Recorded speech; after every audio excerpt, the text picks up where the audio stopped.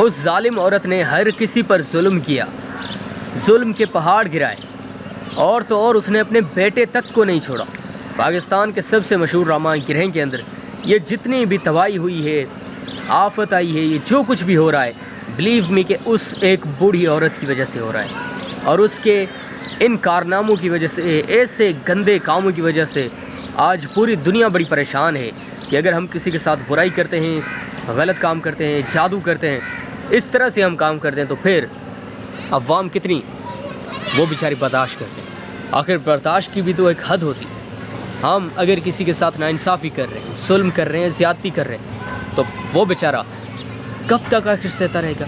एक दिन तो आएगा जब वो ठीक हो जाएगा, अपने पाँव पर खड़ा हो जाएगा और वो बोलना स्टार्ट करेगा, तो बिलीव मी कि वो हमें भी नहीं छोड़ेगा। वो ये नहीं कहेगा कि अब मैं जाम साहब की क्या इज़्ज़त करूँ। मैं पहले भी जाम साहब की बड़ी रिस्पेक्ट करता हूँ, जाम साहब मेरा मोहसिन है, मैं उसकी इज़्ज़त करता हूँ, लेकिन अब बहुत हो गया, इनफ इज़ इनफ।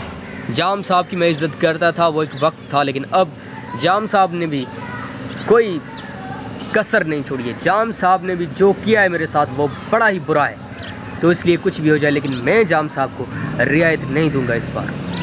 तो वही होता है पाकिस्तान के सबसे मशहूर रामायण गिरह के अंदर। अब क्या हो रहा है, जालिम खुद अपना ख्वाब अपनी आंखों से देख रही है कि उसका मुकद्दर क्या है, उसका जो फ्यूचर है वो क्या है।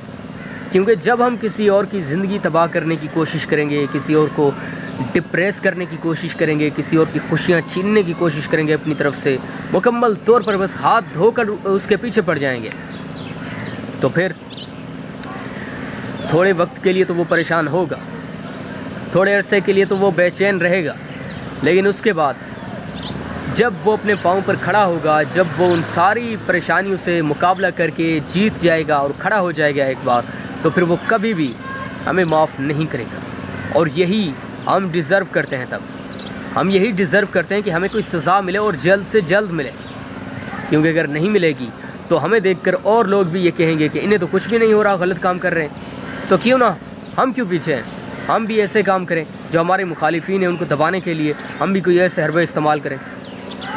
तो अब ये उन सब लोगों के लिए सबक है कि वो इससे कुछ सीखें। देखें, जब भी हम ये सोच रहे होते हैं ना कि आज हमारे पास सब कुछ है, हम जिसको जो चाहें बस कर दें, अपनी उंगलियों पर नचाना चाहते हैं हम सबको, तो इस हवस के लिए, अपनी इस गलत घटिया सोच की वजह से हम लोग ऐसे ऐसे गंदे काम करते हैं जिनको सोच कर भी इंसान को डर लग जाता है।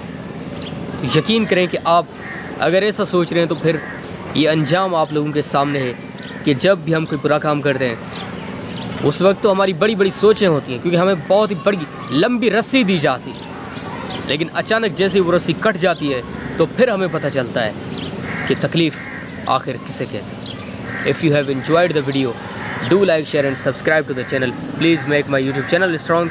जितना ज़्यादा मेरा ये चैनल स्ट्रॉन्ग होगा, उतना ज़्यादा आपका और मेरा ये मोहब्बत का, ये ट्रस्ट का रिश्ता मजबूत रहेगा। Thank you very much.